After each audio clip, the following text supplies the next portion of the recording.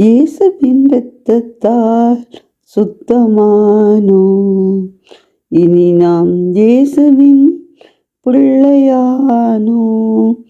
இயேசுவின் இரத்தத்தால் சுத்தமானோம். இனி நாம் இயேசுவின் பிள்ளையானோம்.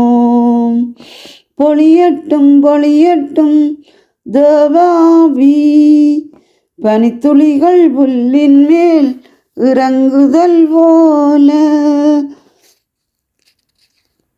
பொழியட்டும் பொழியட்டும் தேவாவி, பனித்துளிகள் புல்லின் மேல் இறங்குதல் போல.